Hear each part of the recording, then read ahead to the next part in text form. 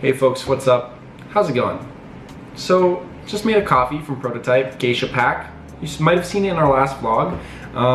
But yeah, we're just gonna drink some coffee today, gonna sharpen some knives, drink some whiskey, a lot of liquids, and we're gonna answer some of you guys' questions that you posted on my Instagram. But first, let me show you some of the new coffee stuff we have recently acquired. So first here we have a Time More scale. This is really important for coffee. You gotta have something that goes to the 0.0 decimal. And then a timer on the side is really good too, so you can keep track of your extraction time. So that's nice. And also it's pretty affordable as far as coffee scales go. I think this one was about $70 or $80. So this is the Origami Set we picked up. It's pretty much just a ceramic little funnel. But what I like about it, it has very little contact to the filter paper here. So that just provides a little bit faster of an extraction. In terms of coffee, the smoother the extraction, generally the better the coffee is. This is just a little holder. Boop. And this is the Kinto carafe. I think this is the 300 to 600 millimeter. It gets a little bit full close to this little line here, so you can't really swirl it when it's around a 20 gram coffee, but it's pretty good for like a 12 gram pour over. So you can swirl it nicely. And it has a really smooth pour.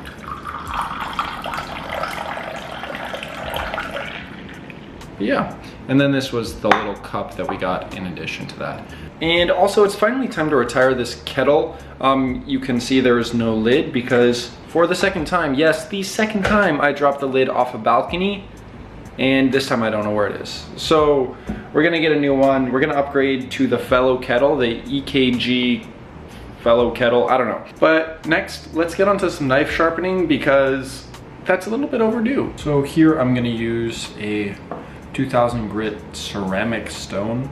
I like to use ceramic because it works a little bit faster than your traditional whetstone. Also, if you notice on a traditional whetstone, sometimes you get quite a large bow here that you have to shape down with one of these.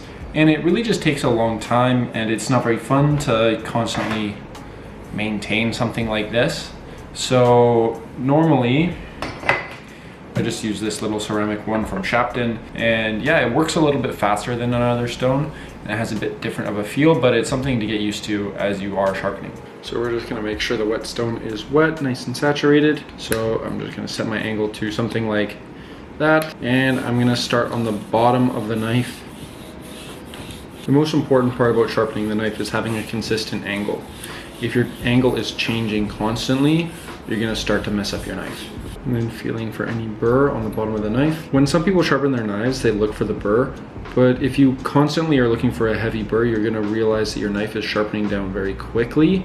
So just a little one is fine, just a little rounding of the edge. So I'm about ready to move on to the middle section here. If you're not pressing hard enough, you're not gonna get a lot of contact between the knife, and you're not gonna create any fibers. So the leftover fibers from the knife in the water on top of the stone is actually what's gonna help sharpen. It's kind of like a sharpening paste that you're forming from your knife itself. Onto the tip. And finally, after I've worked all three parts, I'm just gonna do some full length passes just to make sure it's even. I like to keep a nice number as I do it and just try and remember so that when I flip to the next side, I'm gonna do it the same amount there. So I think I'm gonna do about 25 here. And now we're just gonna do the same thing on the other side.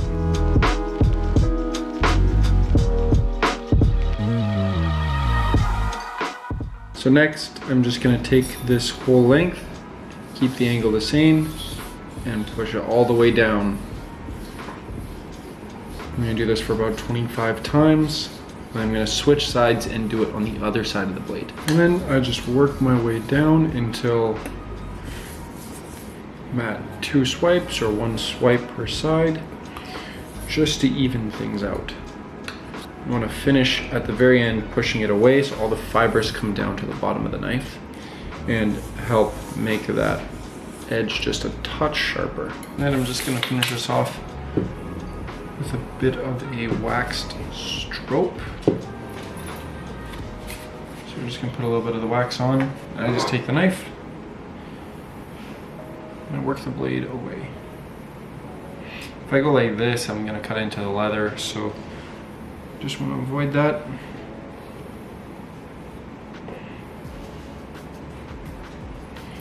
Using the wax. This is just taking any of those little fibers off, as well as just like polishing the knife, getting rid of all those little scratches from the stone. And then after we're done on the green side, I'm just gonna flip it over, finish on the softer side. This is just gonna take the last little bit of the burrs on it, and let's see. So it is quite a bit polished, more than before. This is just gonna help for a cleaner cut, and so that things don't stick to the side as much, but it isn't gonna make a big difference at the end of the day. So now my knives are sharpened. I have this cool little nail polish called metal filings. I always have the worst time cleaning my hands after I sharpen my knives. Just, it really gets so dirty, and it just like gets in all those little nooks and crannies in your fingers, and it just doesn't really come out very well. I've soaped my hands like 3 times now, like really scrubbed, and you know, I don't think it's gonna get better than this. So we're gonna drown my sorrows in a little bit of the Brew. It's a pretty unique distiller in Scotland. It's a unpeated Islay single malt Scotch. Yeah, I really like this bottle, not just because it's blue and pretty, but because the taste is like pretty smooth, it's well-rounded, and it's not too expensive. I think this bottle is like $80. This is one of my favorites, and I'm gonna drink some of that today.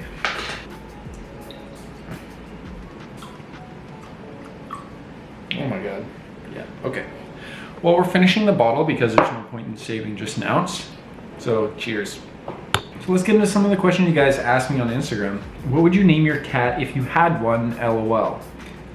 Little fucker. What is your favorite food to make at home? I think one of the favorite things I like to make, like at home or just to eat in general, is sandwiches. I really like, you know, the simplicity of having something between 2 pieces of bread. I really do think it is the perfect vessel for food.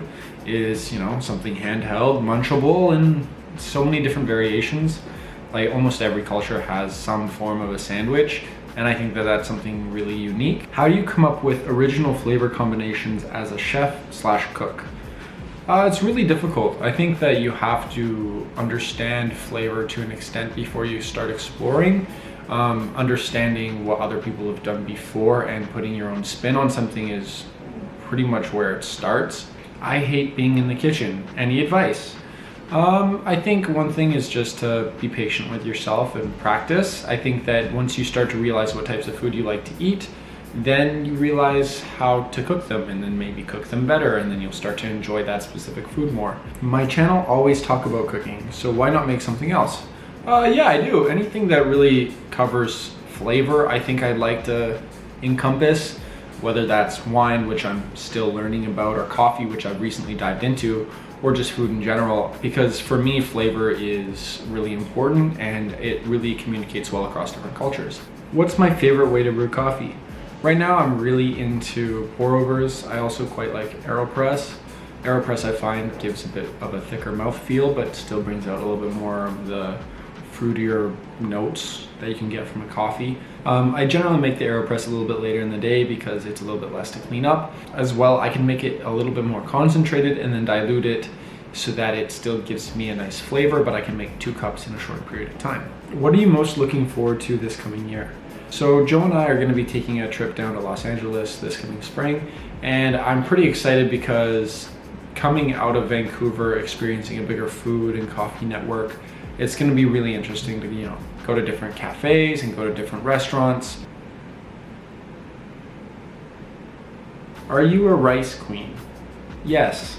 We actually just got a Cuckoo rice cooker. We use it pretty much daily, and yeah, it's been a big game changer in our lives. When are you planning to start streaming? Well, ideally it's when I either get a gaming PC or I get a PS5, because my little Xbox just can barely handle the games that I play now anyways. So when one of those things happens, I'll probably consider it. How do I throw something together, make a meal taste good without a recipe? Well, it's pretty difficult to make something from scratch without a basis of knowledge of what you're going for in the first place. With no reference point, you're somewhat lost. All you're gonna need is some rice, some veggies, a protein, soy sauce, sesame oil, mirin, salt, a little bit of MSG. You're set. And final question here we have is, how much do you care about where your ingredients come from? In previous years, I probably didn't care as much as I do now. Recently, I started working at a restaurant that really cares about local produce and working with local farms. And I've really valued that experience, and I think that using things that are at your vicinity is important. And also just building a relationship with the farmers, I think, is really important, whether that's in food or coffee and wine. You're really getting to know the land and how that affects it and how the farmer does specific techniques. And I think honoring that is something that is the role of whoever is producing the food, is to highlight what the farmers did. Yeah, but anyways, that's it for this video, guys. I hope you enjoyed, and like and subscribe. Maybe we'll see some more content in the new year. Have a happy holidays, and we will see you guys next time. Peace.